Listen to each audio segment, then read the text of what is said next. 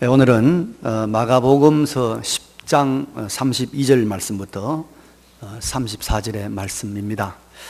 제목은 본문에 있는 한 구절을 채택을 해서 그들 앞에 서서 가시는데 이런 제목입니다. 여러분, 지난 주간 설명절에 많이 이동하셨죠? 제가 보도를 들으니까 한 3,200만이 이동했다고 그래요.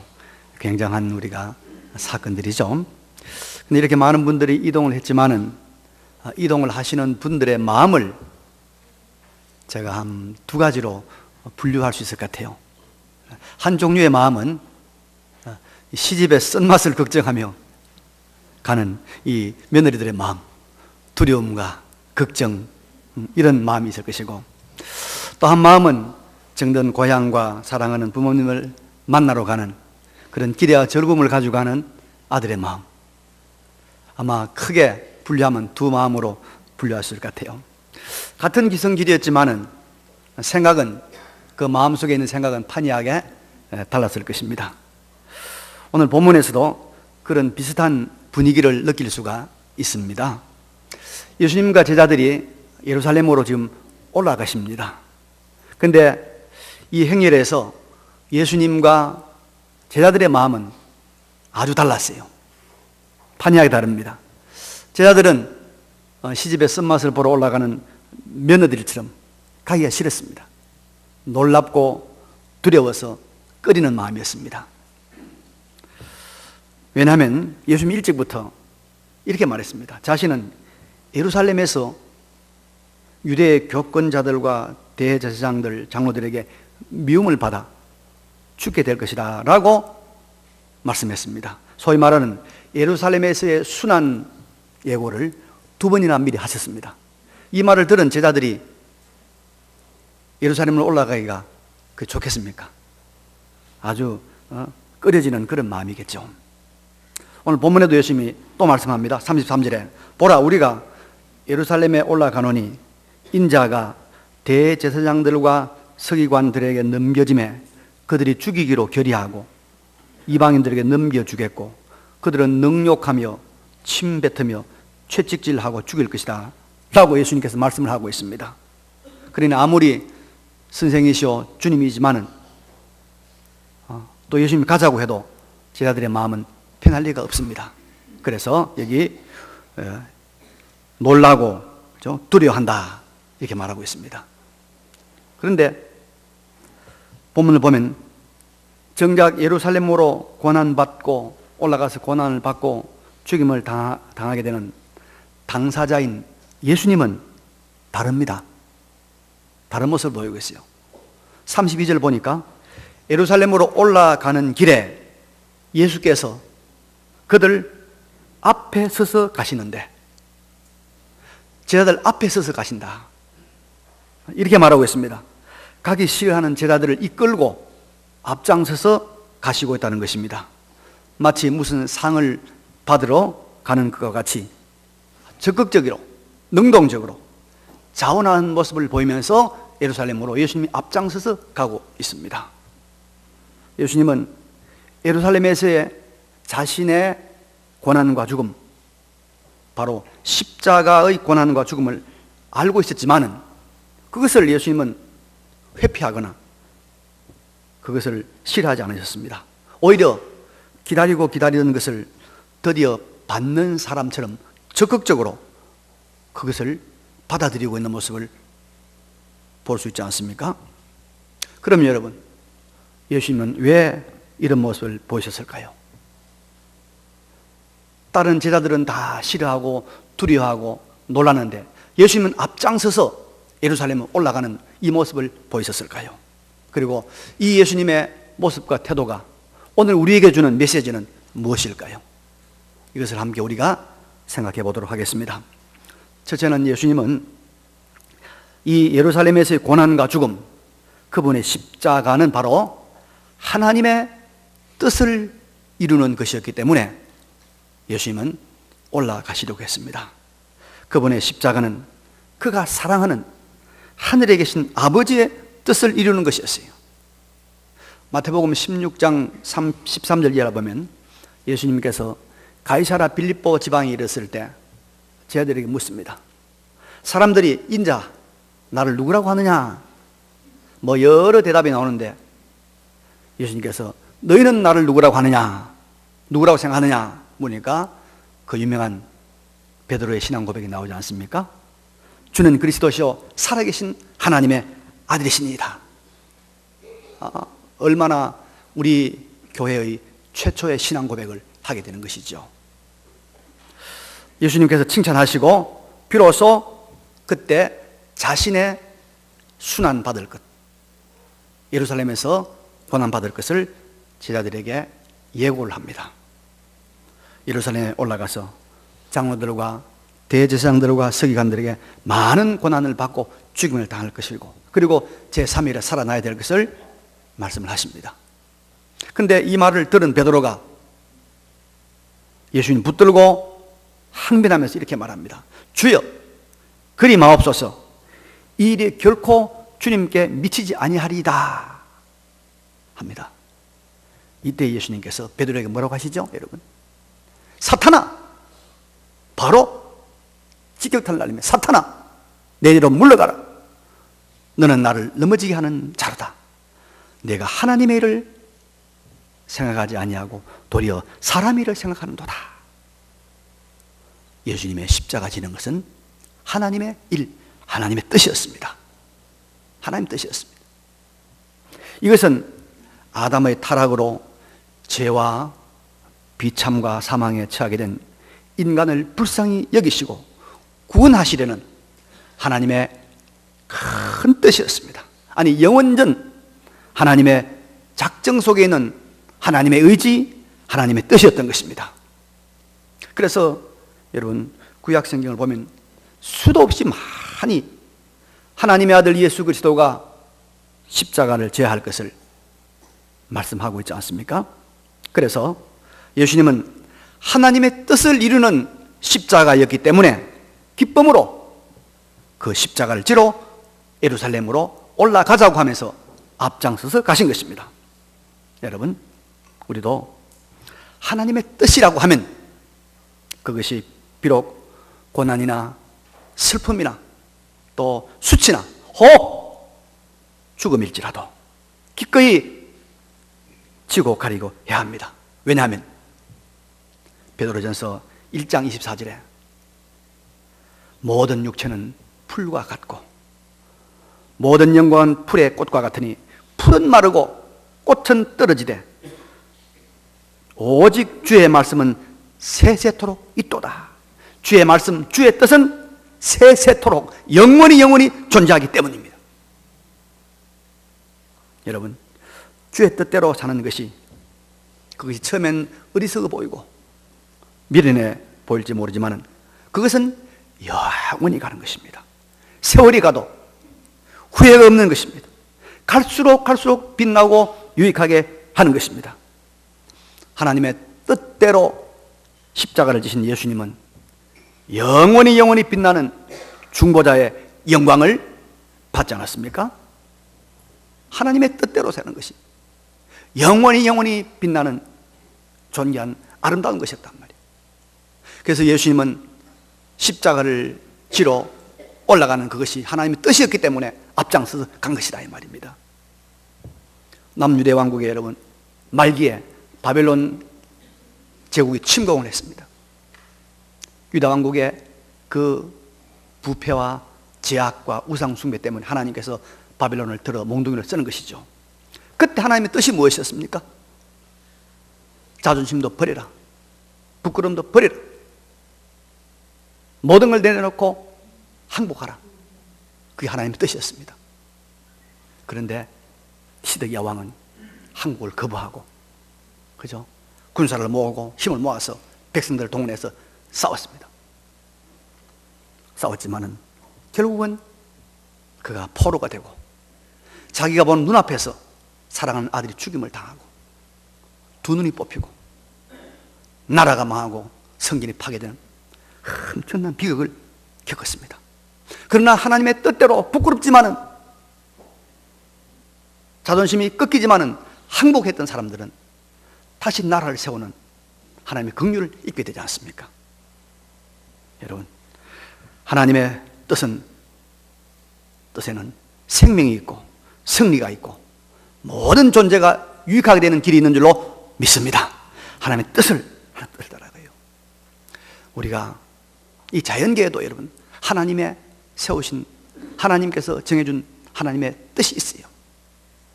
뜻이 있습니다. 그걸 우리가 어기면 우리 모두가 피해를 보는 거예요.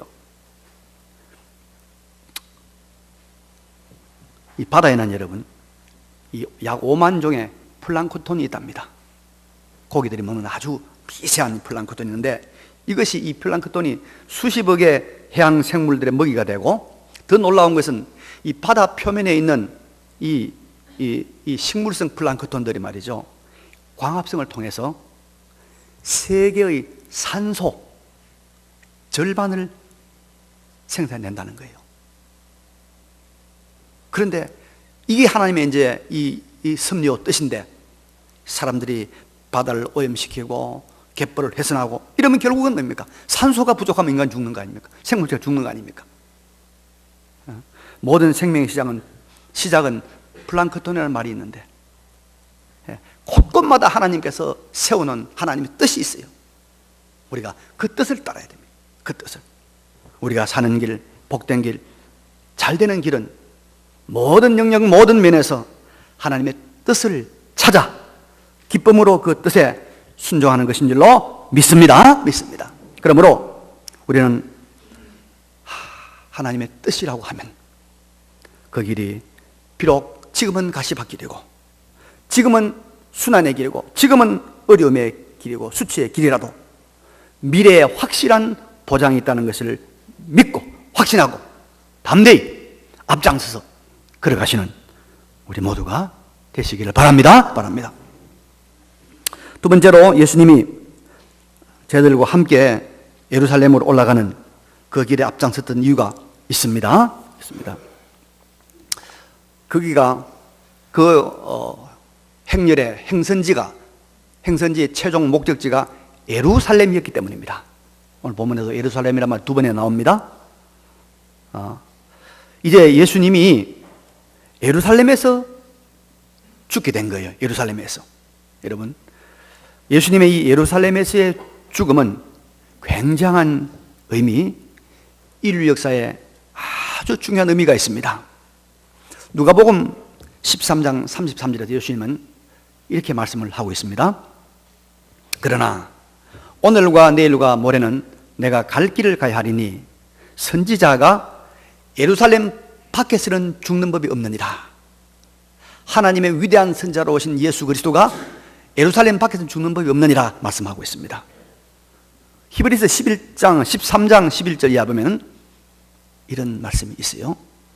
이는 죄를 위한 짐승의 피는 대제사장이 가지고 성소에 들어가고 그 육체는 영문 밖에서 불사름이라. 그러므로 예수도 자기 피로써 백성을 거룩하게 하려고 성문 밖에서 고난을 받으셨느니라. 그런즉 우리도 그의 치욕을 짊어지고 영문 밖으로 그에게 나아가자. 이 말씀들을 좀 우리가 풀어서 설명해 드리면은, 예수님의 예루살렘에서의 죽음, 예루살렘에서의 성전이 있는 예루살렘에서의 예수님의 죽음은 모든 인류를 살리는 구속의 죽음, 속죄 죽음이라는 것입니다. 예루살렘에서 죽어야 속죄 죽음이 되는 거예요. 그럴 리 없겠지만은 만약 예수님이 예루살렘이 아닌 다른 곳에서 처형을 당했다, 이 문제는 우리 구원 언약에 상당한 해석의 어려움을 주는 그런 일입니다.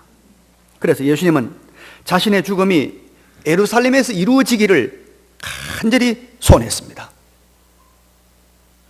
이 속죄 성전이 있는 이 예루살렘에서의 예수님의 언약적 죽음으로 하나님의 구원의 예정 안에 있는 모든 사람이 죄와 사망과 비참의 문제를 해결받는 사건이 일어난다는 것을 예수님께서는 미리 바라보셨습니다.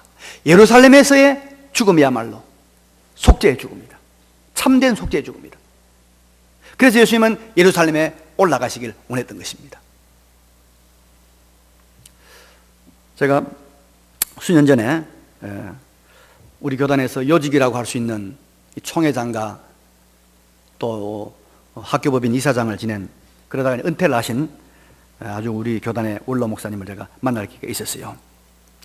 근데 제가 그분의 들은 말이 하나 있었어요. 별로 좋지 않은 말이었는데, 이분은 아주 정치가 아주 뛰어난 분이고, 이분에게 잘못 보이면 뭐 우리 교단에서 살아남지 못한다, 이런 정도로 그런 정치가 뛰어난 분이었는데, 그래도 뭐 은퇴했으니까 이제 힘이 없으니까 제가 목사님, 제가 아주 그지 목회가 많이 남았는데 목사님 목회 도움이 될 만한 좋은 말씀을 한 수 가르쳐 주십시오.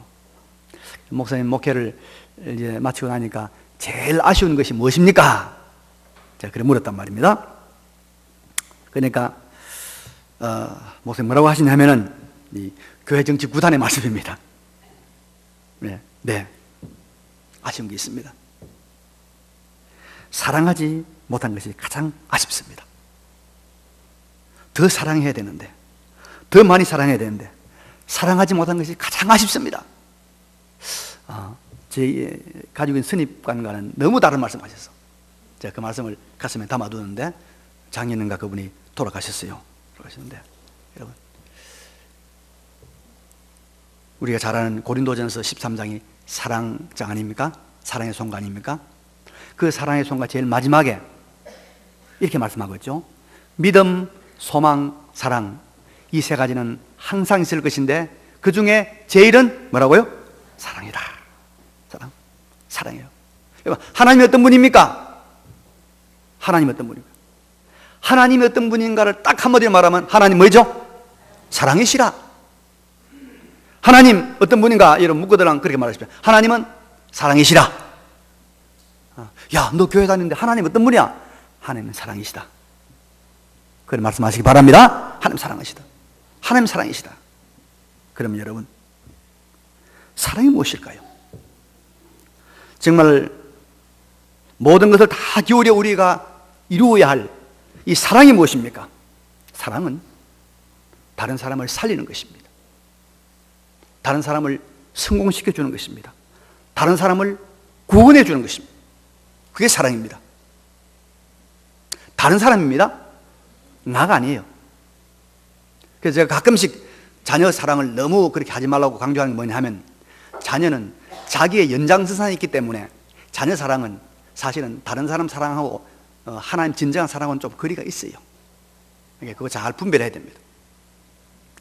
어쨌든 남을 사랑하는 것인데, 하나님께서 이 사랑의 모델을 하나 주셨죠. 바로 어머니의 사랑입니다. 어머니의 사랑. 어머니는 자식을 사랑하기에 그 자식을 잘 되게 하려고 또 살리려고 할 수 있는 모든 것을 다 하는 것이 어머니입니다. 그래서 어머니는 어느 지역, 어느 시대, 어느 문화권에서도 그리움과 사모와 존경의 대상이 되는 것이고, 아마 인류 역사가 진행되는 동안 어머니라는 이름은 찬란하게 빛날 것입니다. 살아있을 것입니다. 사랑이죠. 사랑이기 때문입니다. 예수님의 예루살렘에서의 죽음은 바로 이 세상에서 가장 고귀한 사랑을 완벽하게 이루는 사건이었습니다. 자신의 대속의 죽음으로 많은 사람을 살려내는, 많은 사람을 구원하는 완전한 사랑을 성취하는 사건이 예루살렘에서의 속죄의 십자가 죽음입니다. 이 완전한 사랑의 길, 이 생명의 길을 이루기 위해서 예수님께서 올라가시는데 어찌 예수님께서 머뭇거리겠습니까? 어찌 주저하겠습니까? 그래서 예수님께서 앞장서서 올라가시는 겁니다. 그러므로 여러분, 우리도 예수님처럼 사랑을 실천하는 길, 생명을 살리는 길에 주저하지 마시기 바랍니다. 그 길이 때로는 힘들더라도 그게 참으로 그의 영혼과 그의 생명을 살리는 사랑의, 진정한 사랑의 실천의 길이라면 앞장서서 올라가는 용기를 보이시길 바랍니다. 그래서 예수님 올라가셨어요. 예루살렘에서의 속죄의 죽음이 하나님께서 구원하시기로 작정한 모든 사람을 살리는 진정한 사랑의 성취의 길이었기 때문에 예수님께서는 앞장서서 가신 것입니다. 우리도 하나님의 진정한 사랑을 실천하는 길이라면 여러분 아까워하지 말고 미루지 말고 주저하지 말고 앞장서서 올라가는 그런 아름다운 모습을 보이시기를 바랍니다. 세 번째로 예수님이 앞장서서 제자들이 그렇게 끄려하고 놀라고 두려워하는 이 예루살렘행을 올라가신 이유가 또 하나 있습니다. 자, 본문 34절을 봅시다.